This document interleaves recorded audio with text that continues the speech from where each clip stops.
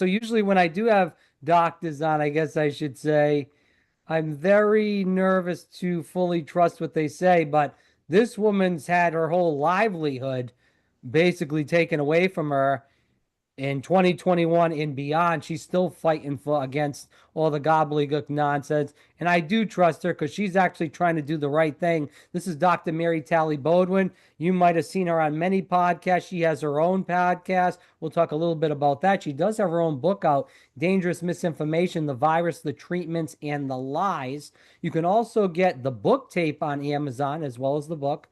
And you can find her on X with as Mary Bowden MD on X, against Mary Bowden MD on X. And on TikTok, it is Mary Bowden MD as well on both of those platforms. Doc, thanks so much for always coming on here and dealing with all the nonsense you've dealt with, whether whether it's been with the government or many other people. It's been a true tragedy what you've went through, but we're grateful that you put out the book and are still fighting the good fight. Well, it's always fun to be on here with you, Rob. Thanks for having me back. Well, listen, let's talk about the response from the book. I know you put up the big billboard over in Texas. Hopefully, it got some love and didn't get the tomatoes thrown at it. Let's talk a little bit about the response to the book. When you've been traveling around Texas in your area, or even talking to people maybe online on X or TikTok, whatever it may be, what has the response been?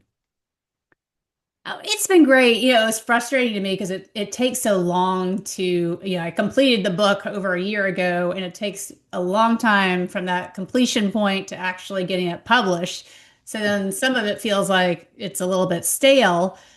But as we saw last week, people are still very fired up about COVID, and it really triggers, it hits a nerve. And the response has been great. The book is not super heavy or hard to, I've heard that it's an easy read, which was my intention.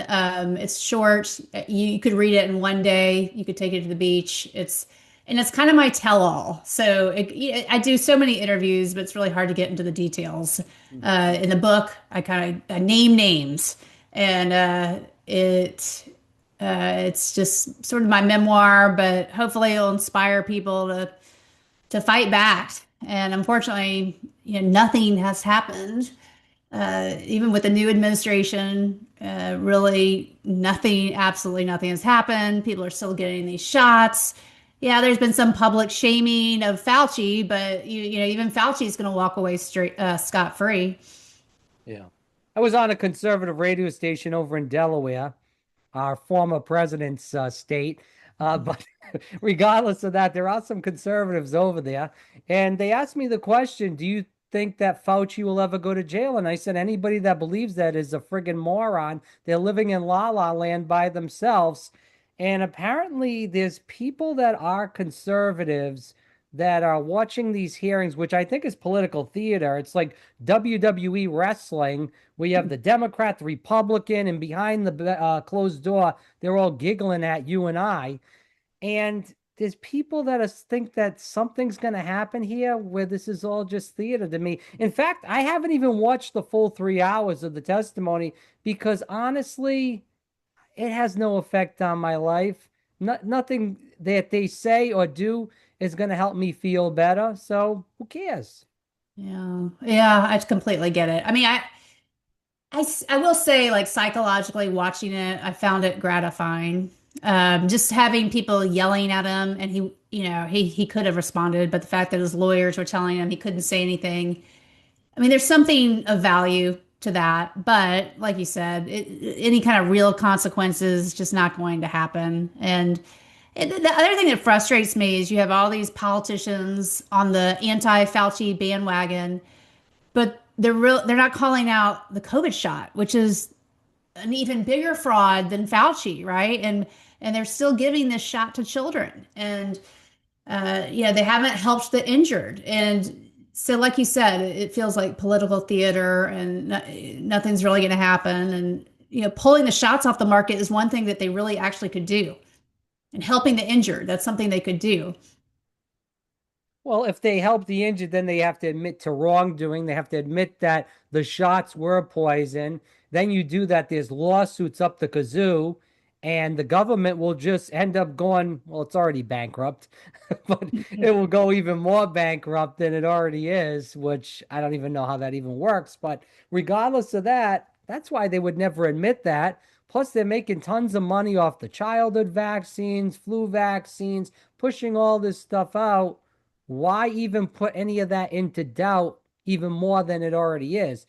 And again, going back to the Trump administration, I feel like a freaking moron because the one time I voted for Trump, not because I believed in him, because I think he's a con artist, game show host that's full of crap, but I voted for him because of the Maha, Bobby Kennedy. This was before all the clowns that you fought with were even in power. The boy and girl, brother and sister duo, whatever the hell their names are now. I can't think of the names off the top of my head. Callie and Before, Casey means. yeah, thank you. Before they were in control. But I believed in Bobby Kennedy, and I don't even know why he's still in the administration because he's not doing nothing. I mean, the food stuff is a total joke. We all know that. You did a big podcast about that with Jack Cruz about it's not about the food, it's about the damn shots, and nothing's happening. And you have Susie Wiles behind the scenes pulling all the levers, and she is a big former big pharma lobbyist.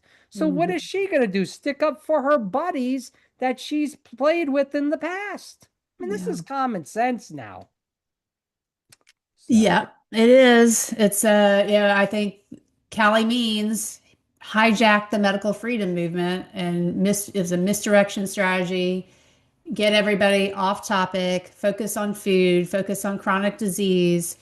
Meanwhile, the entire pandemic has essentially been swept under the rug. and no one said sorry. No one said sorry to you. No one said sorry to me. No one said sorry to America. No news host, no politician, no medical doctor, zero. The big goose egg. And when is that going to happen? Never. So that's it. So again, it's political theater. It's for all the people that think that politics is real. Again, going back, it's really professional wrestling, and they are brainwashed into that where it's red versus blue. And I got to fight for the red because I'm a conservative, or I got to fight for the blue because I'm a liberal. It's all bullshit. And I finally woke up to that. I'm grateful to that. In one way that I got injured, not physically, but I'm grateful that I woke up, that I don't believe in all that red blue nonsense. So, what I want to ask you about this, and just to kind of go back into the book, because I know we were talking about that and then I strayed you away. How did the book idea come about? Because when we first talked and met, you told me off air that you thought that all these interviews didn't do nothing to help your cause. And now you're doing podcasts, you're doing books, you're kicking it around. I'm grateful you are because you are telling the truth about everything that's going on with you and everybody else and bringing this stuff to light. But how did this all come about with the book when you were so kind of down on your luck about all the media hits? Well, I had somebody nudge me and urge me to do it and help me find a publisher. And yeah, I kept a journal of everything going on. Now, it was nothing like Fauci's journal. I didn't call people assholes and like vent about all my personal problems. It was basically like, little events that happened. And yeah, so, if it hadn't been for that person come trying to urge me to do it, I probably wouldn't have done it. It is a lot of work and you don't make much money. I mean, you don't make much money off the book, but it's a way to get everybody's name down in history for for record it for the rest of time. I want to tell you this. I actually, when your book came out, the local library here in the state of Florida where I live, I went over there and you can request a book for them to order. And then, they take it under advisement. I wrote down your book, the title, the author, everything in the kitchen sink. And they said, we can't do that. That book is not on the reading list, whatever that means. I don't know if this Wait, is like wait, some, wait, wait. Which I don't, library is this? I don't know if this, hold on. I don't know if this is some summer school list where it's on the reading list. We'll just say it's in uh Florida. It's in Central Florida. I Oh, don't want come on. to. So regardless of that, it's total a total joke because I've asked for other books as well that have been to do with the medical freedom movement, and they decline all those as well. So we're still living in a place where you can't have freedom of thought if it's against the establishment narrative. And that's basically what that is. I just wanted to let you know that even in a state like Florida, where our great governor, Ron DeSantis, is, Right. you still can't get books about medical freedom. Okay. So just saying. Anyways, we'll move on. So I know the book talks a little bit about your case and what happened with that. And obviously, it's still going on. Can you talk a little bit about anything new with the case? I know in the previous times you spoke about the case more in depth. Well, there are a couple of cases. I guess you're talking about the, yeah. Which lawsuit do you I'm want to talk sorry. I'm sorry. about? Well, I guess, are you talking about the medical board? Yes, Yes. correct. Yeah. Yes. So the medical board, it was first, it was in the medical board jurisdiction, which is like the star chamber behind closed doors. I can't, it's called an informal settlement conference. Mhm. And then it went to the state office of administrative hearing. So it's an administrative court, it's administrative judges, which is really hard as a defendant to win those cases. Just by and large, it's stacked against you. And they couldn't find an expert to testify against me, but they still won that. And I was issued a public reprimand. So now I appeal and it goes to a regular court. So it goes to a state district court. But when I appealed, Ken Paxton is supposed to represent the medical board at this point, and he stepped in and said, "I'm not going to represent the medical board because there's all sorts of constitutional issues going on in the way they went after me, and so I am refusing to represent the Texas Medical Board." Texas Medical Board responded by saying, "Well, we aren't going to let you refuse. You are obligated to represent us." And now we're waiting for the judge to decide. Okay, so that's one case. How many other cases are there? I know the ivermectin case went through, correct? That And that one's was all done. settled. Yeah, that one Yeah. was a victory. I have a defamation case with Methodist. So I sued Methodist Hospital for they called me dangerous and harmful to the community. So I sued them for defamation. My lawyer had a stroke. He made a horrible error on our lawsuit. It basically didn't have me sign the affidavit and didn't put my address and then didn't correct it when he was given the opportunity to correct it. So I lost the case. And my new lawyer said it's just not worth appealing. So I paid Methodist $166,000 in legal fees. And now they want interest. And so we were going to court over the interest. And Okay, that's, yeah, I remember this now. Now that you're yeah, saying about the interest. So is it still ongoing with the interest issue? that's still ongoing. And Okay. then I have a third lawsuit. Uh, and this Okay. one is against Federation of State Medical Boards, FSMB, and 6 state medical boards. And I have 5 other doctors suing. And it's over free speech issues. So they basically, a couple of the doctors in my group lost their license, uh, and basically over our stance during the pandemic, some of them for writing vaccine exemptions. And that one is, the judge seems to be, reasonable so far, and we're in discovery at this point. So it's moving forward. Again, for people listening, Mary Talley Bowden, the book is Dangerous Misinformation, the virus, the treatments, and the lies. Definitely go out and buy it if you could. And also, if you don't want to read, you can listen to the book tape. It's also on Amazon, so you can order the book tape if you don't want to read. And you can follow her on X. It's Mary Bowden MD on X, and also the same on TikTok. Again, Mary Bowden MD. Just talking about the mindset change, and you've talked about this in previous interviews, excuse me, on other programs about your mindset before COVID and now your mindset after COVID. Could you just do a quick run through for the audience listening about that? Yeah, I mean, I came into the pandemic pretty independent minded, I'll say that. Like I had set up my practice to be at what I call third party free. I didn't contract with hospitals, the government, or insurance companies. But my approach in terms of treating viruses, as a doctor, I was trained that you can't do anything for a virus. You have to let it run its course, and that's I think a huge error made on all physicians in the country is not pivoting and realizing, yeah, there is something you can do, and we should throw the kitchen sink at this for people that are, higher risk. I learned that just because your oxygen saturation is below 90%, that doesn't mean you go straight to intubation. So I had patients coming into my office. I think the lowest was 62% walking around. I'd never seen that before. We were taught at that point you would immediately intubate.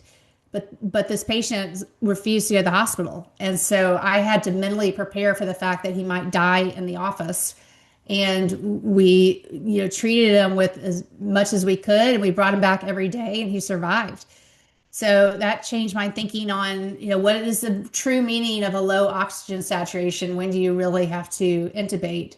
um, and yeah, and then the FDA and the public health agencies, I sort of trusted them, but I also didn't think about them at all. I mean, they just, back burner my brain. Never really thought it would be an issue in my practice of medicine at all. So now having them suddenly hugely impactful on my practice of medicine was entirely new. I've lost all trust.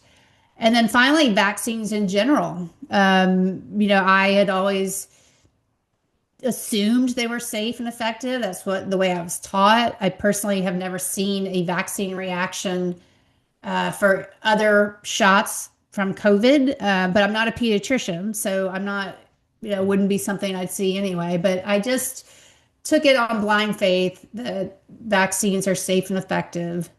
And now I question them all. I didn't realize that none of them have been tested against a true saline placebo. And until that happens, I can't ethically recommend that anybody get a vaccine because they haven't been tested properly. So if you were to go back in time, would you have still played everything out the same way? Initially I didn't. Because you've been through hell. I, That's to Well, say it I think lightly. my regret is when it came out, I was testing a lot, but I was a little bit hesitant to treat people just because I didn't know what to do. I used common sense, and they took hydroxychloroquine and azithromycin away from us. Texas prohibited us from prescribing it. And so when that happened, I thought, well, I'm just going to focus on testing. If somebody asks me for treatment, I will help them, but I wasn't trying to help people until monoclonal antibodies came about. And I wish I had tried harder to help people before then. The president, when he got sick, he was treated with hydroxychloroquine. At the beginning in April of 2020 in New York, and I know this for a fact because this woman was on Shannon Joy's show, and then I interviewed her. Her husband passed away. Her husband ended up getting COVID, went to the hospital April 2020. He got treated with hydroxychloroquine in New York City. And then now you're saying even in Texas, it's almost like when they found something that actually worked, they threw it right out because, again, they wanted to push the vaccine in the end. And that was the game. And if they had the hydroxychloroquine or the ivermectin, they couldn't push the vaccine, correct? Correct. Mhm. Exactly. And you could see in the Fauci diary that it was like a knee-jerk response. No, we're not going to use hydroxychloroquine. And it was without data showing that it didn't work. It was almost like a political reaction to Trump. Like Right. Trump said it was great, and so therefore we're not going to condone using hydroxychloroquine. Well, that's what I was getting to. They were using it in New York City, which is a very liberal haven of the country. And that was in April of 2020, where this guy received it and got better after 3 days in the hospital. And he was old. He was in his late 70s. He wasn't a young guy. And then the president talked about it, and they used that to treat him as well when he ended up getting COVID during the election against Biden. But again, I believe what you said. I think it was a political attack against Trump, which was a weapon to use for liberals. You hate Trump, don't believe in Trump. Trump said about the bleach, he's a psychopath. And also, it was a play for the vaccines. So I think it was a mix of both. I agree with you there. So again, there's a lot of people out there, even in my own family, that still, and it kind of disgusts me for real, Right. are still getting the COVID jabs. I don't know why this happens. I don't go regularly on Facebook, but when I go on Facebook, I get all these stories or whatever the heck they want to call them, posts of doctors that are saying Fauci is Jesus Christ. It's a shame what they're doing to him. They're still wearing masks. I see people in Florida still wearing masks, not many, but a couple, every so often. And it gets to the point of, can we get to these people? I guess that's my question. And I know you're in a different state. You're in a state kind of like mine, where it's somewhat purplish. Maybe mine's a little reddish than yours. Maybe it's the opposite. I don't know. Regardless of that, can we get to some of these people that are still living in this psychosis of 2020 mask wearing, vaccine pushing? I think it's hard. I just interviewed a reporter, Brianna Morello, who Yeah. refused to get the shot, and she said that she was the only person in her family who refused to get it. Wow. But when somebody in her family had a reaction, then that convinced some family members to see things differently. I think it has to happen on a personal level. And even when it happens on a personal level, like you, I mean, right? You were injured and your home family still believes in the shot, which is insane. So Yeah. it's They yell at me for voting for Trump.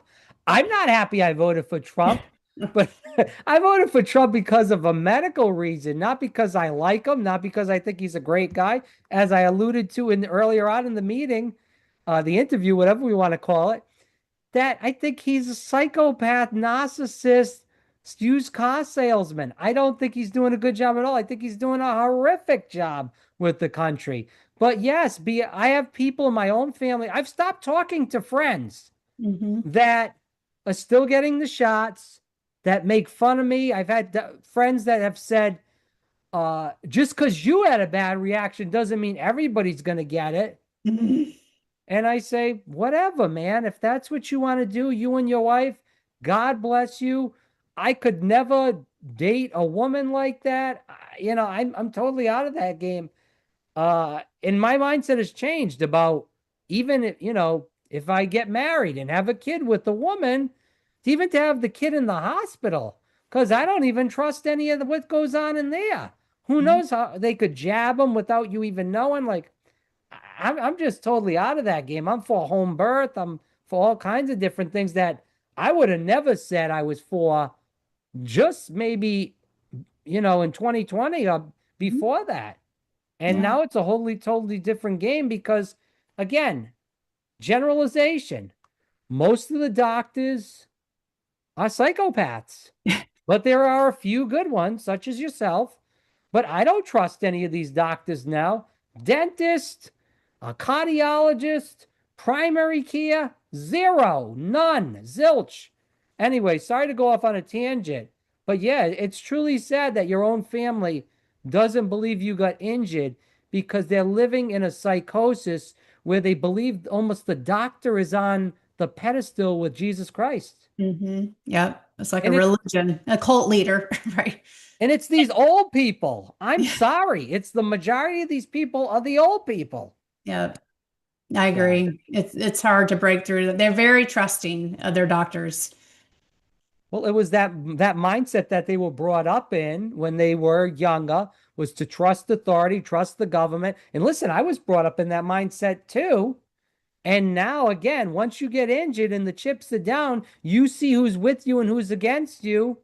and the government is against me. They're not with me. They're against you too. They are Yeah. not with you. So why should I support the government? Democrat, Republican, it's all the same game. So let's kind of go into that because you had an interview, two interviews in the past year with Tucker Carlson. You've met with him in person.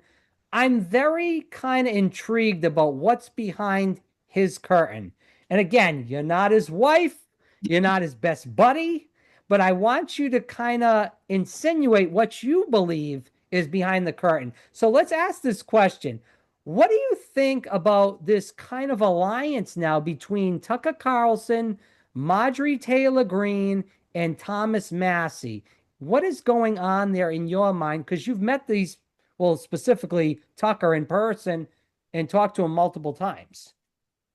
Well, Thomas Massey and Marjorie Taylor Greene are two of the four people in Congress who have very publicly called for the COVID shots to be pulled off the market. Only four in Congress. The other two are Senator Ron Johnson and Chip Roy. Mm-hmm.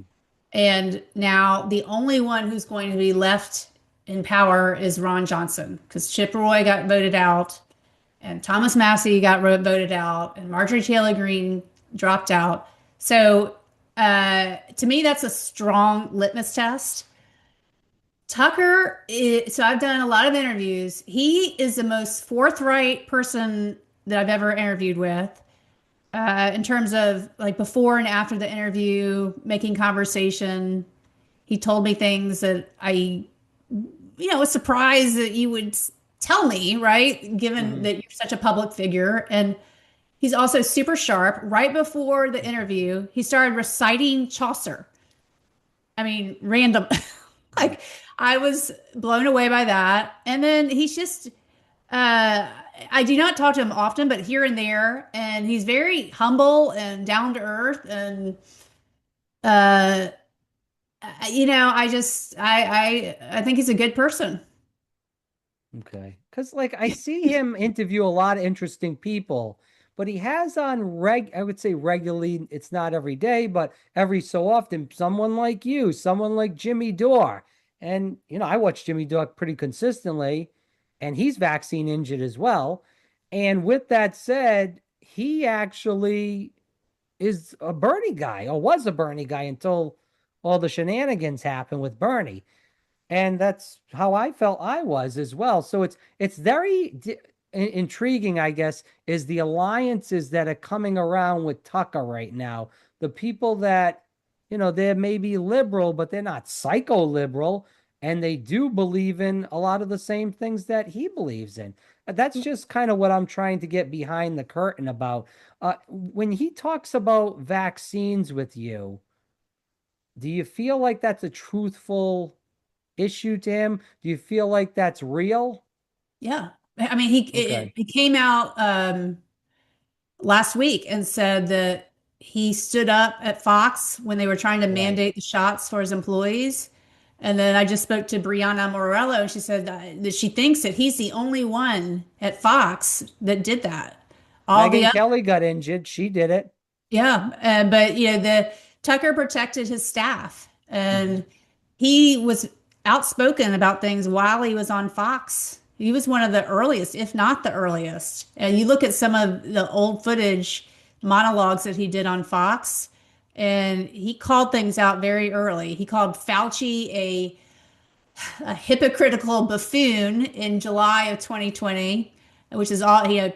Fauci hates him. That's very clear. Fauci writes about Tucker regularly, which is a good sign, right? Yeah. That Tucker called things out early. Well, he had RFK Jr. on and spoke about the book about Fauci that RFK Jr. wrote, and then he kind of got kicked off very soon after that. So, I mean, that is a sign as well. Again, I'm watching someone through a TV. You've had conversations with him. It's a totally different ball game. Do you believe he'll run for president? Um, if I had to bet, I would say no. What do you think his agenda is? Just being like a very popular TV show host, a podcaster? I don't get the sense that he's driven by money or power or fame, and that's actually what makes him most powerful, is that he doesn't care. He just he is he's saying exactly what he thinks, and it's not because he needs an advertiser to stick with him or he's going to run for office. I don't think he actually cares about any of that, and that's what makes him very powerful. I'm just trying to kind of go back and forth about this because, again, that alliance of Marjorie Taylor Greene, Thomas Massey, and Tucker Carlson, all three against the vaccine. There was talk about, obviously, Thomas Massey running for Mitch McConnell's Senate seat. He won't give it up because he's a really jerk, a really big jerk, to say it Mhm. nicely. But beyond that, there's talk that Thomas Massey might run for president. What do you think that alliance is about? Is it about, regardless if it's Tucker, do you feel like it could be Thomas Massey running for president, Marjorie Taylor Greene together? There's been talk about Ro Khanna obviously involved. He's a Democrat, but maybe a mixed ticket. What are you thinking? Yeah. Well, I mean, I think it grew out of frustration over the war in Iran. I think that's what Mm, brought them together because they all have been pretty outspoken about that. But coincidentally, they also are very on our side with medical freedom, which is mhm. great. And I feel like we've been completely betrayed by Trump and Kennedy on that front. So I'm all for it. I'm gonna kind of wind the interview down and go into some audience questions now. Since you brought up Kennedy, let's talk about him. He was on CNN. I did listen to the 20-minute conversation he had with Dana Bash. He went after and said that she was repeating Big Pharma talking points. She was not letting him talk much.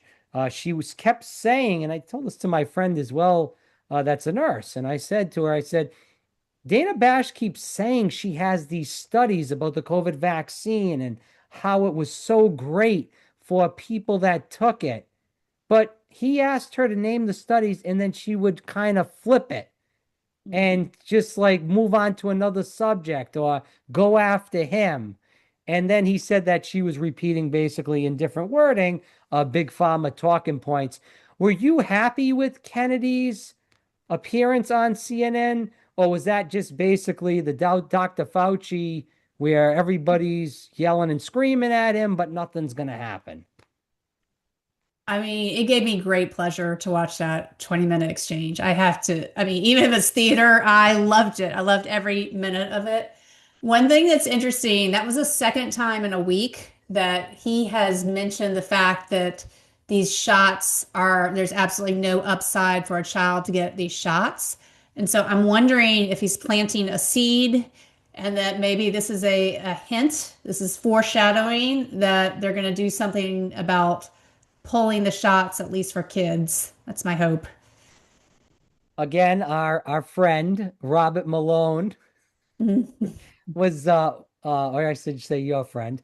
Anyways, regardless of that, he was on my program maybe about 2 months ago, maybe a little less, and he spoke about, the vaccine cord and all that other stuff that was going on and how they got rid of the ASIP and it could come back. It's probably going to come back, but he's not going to join. And I'm bringing this up because he spoke about what you just spoke about with the vaccine. And he told me before the midterm elections, or at least after, they were going to announce that they were going to take the COVID vaccine, or I don't know, I forgot the terminology and I don't want to speak out of turn. I don't know if it was ban it or take it off the childhood list. It was one or the other.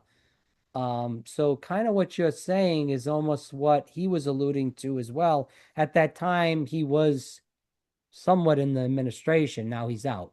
But he said that live on recording. So I do hope you're right. I do hope that it's not just for kids. I hope that it's just gone and we don't need it anymore. COVID is over. Not that it helped anybody in the first place, but you and I saying that to somebody that's brainwashed, saying that it murdered people is not going to happen. for them. It's not going to get through to them.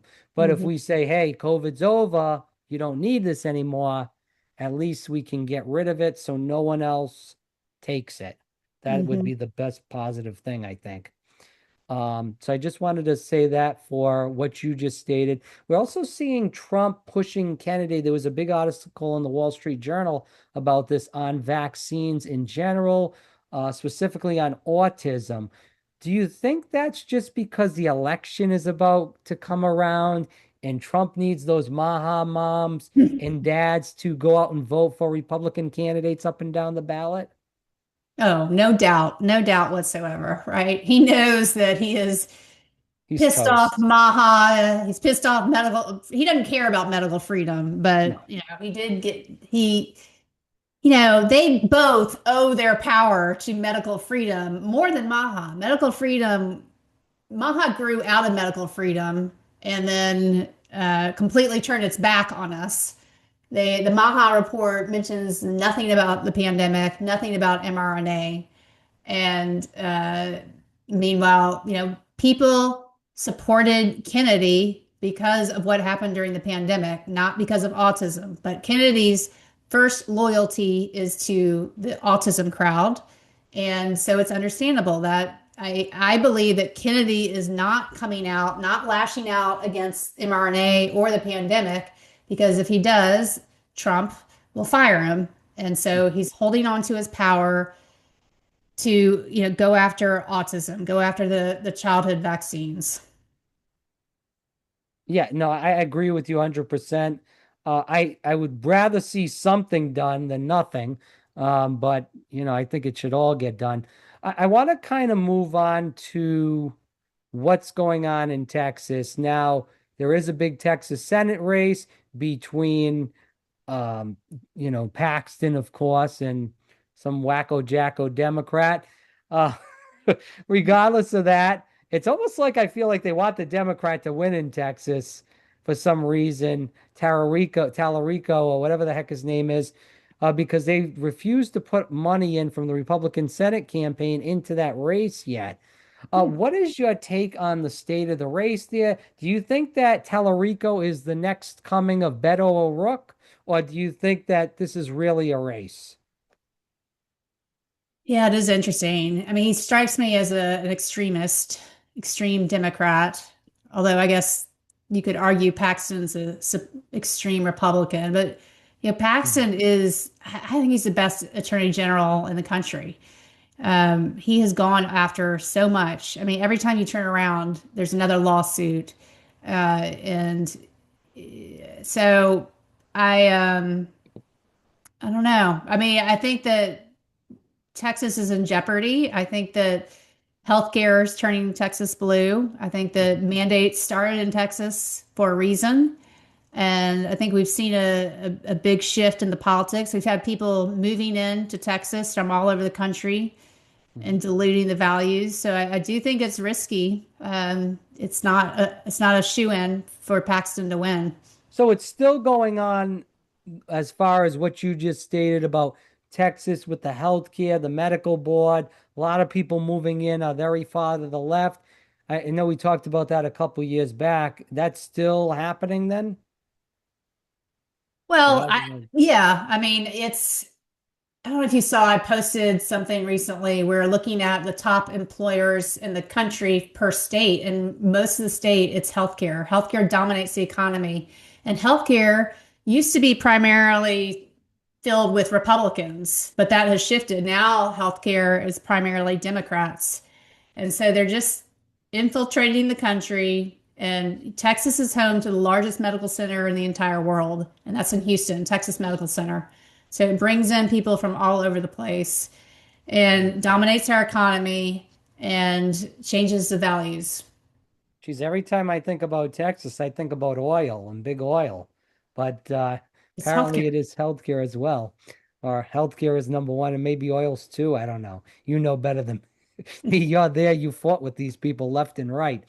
When we talk about the AG's race, obviously Chip Roy ran. He lost in the primary. I believe I talked to the Texas for Vaccine Choice people, Rebecca Hardy over there. She's great. She's fighting the fight over there. And she told me that they weren't endorsing in that race because there was quite a few people that were running that were good on medical freedom. Are you saying the same thing as far as that goes with the Texas Attorney General race? Yeah, well, Mays Middleton is the primary candidate. He won the primary. And I was a little bit reluctant at first because he had not signed our pledge. And so I started this organization called Americans for Health Freedom and basically getting politicians to state that the COVID shot should be pulled off the market. And he wouldn't sign it, but he did sign it. So he is fully on board. And he's also promised to go after Fauci if he wins. So he has my support. Okay. Well, thank you for clarifying that because I know they said that. And then, as you, as a medical doctor, I wanted to get your opinion. And obviously, running Americans for Healthcare Freedom as well.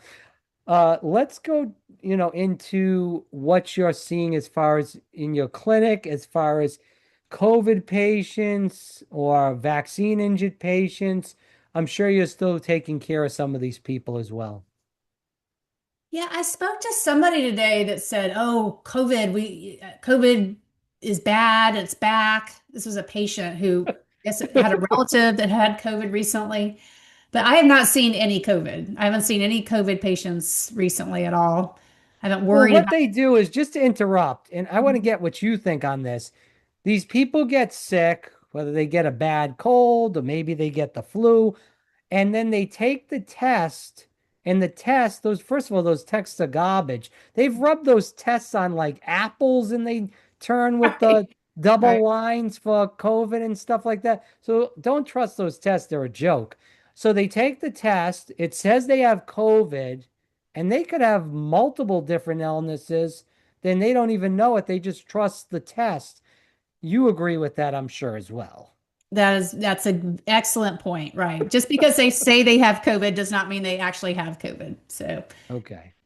But yeah, Mhm. I am seeing injuries still. I'm still seeing new patients coming in with injuries. I talk to people, patients or see patients every day who have these injuries. And, we've talked about this in terms of treatment. The only thing that I have found helpful is ivermectin. But Mhm. even that is not, a lot of people don't respond to that.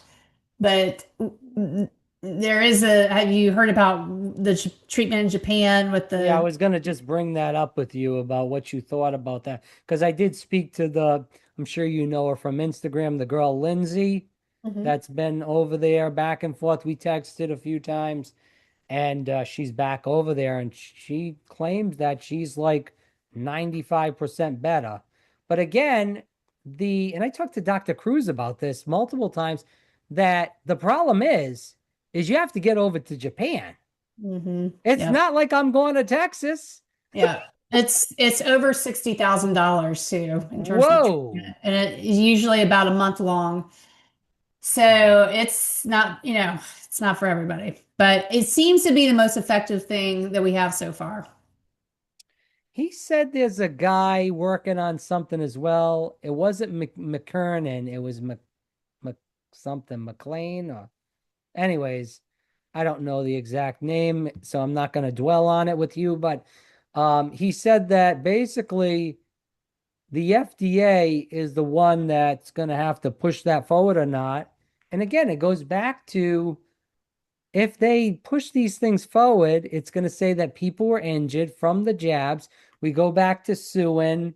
So, I have a tough time where this is really going to come about. Dr. Cruz did say that he thinks it'll eventually come about, but people will have to take chances and go to different places that, maybe in this country, maybe in another country, but it might not be FDA recommended, and you're Hmm. just gonna have to take your shot, and that's it. So, um, in my case, this has been going on and off for 5 years, where my nervous system shot. And I think when we spoke last, and I'll say this on here, we talked about ivermectin, and I tried it, and I think I told you that it made me feel worse. And I think it's because my nervous system was already shot, Hmm. and it wasn't doing anything except making me worse. They told me, someone that I trust said that for my issue, I need to do brain retraining, and that may help me a lot. Yeah. So, and that's a cheap, easy way. Now, whether that's gonna be a full issue as far as helping me, that's another story for another day. But we'll talk about the rest of that off here. So, do you feel like the Japan thing will come to this country as far as the blood and It's going to be hard because of the FDA and yeah. the filter that they're using over there. It's not new in Japan. They've actually been using this treatment for 10 years, Oh wow. but it's not available in the US. So getting it approved in the US is going to be hard. And they're also doing something called stem cell growth factors, which you're taking baby teeth and extracting stem cells from that, and then extracting the serum from around the stem cells and using that. And they found that to be a necessary component of the treatment. And that's also something that it's going to be difficult with the FDA involved. Hmm.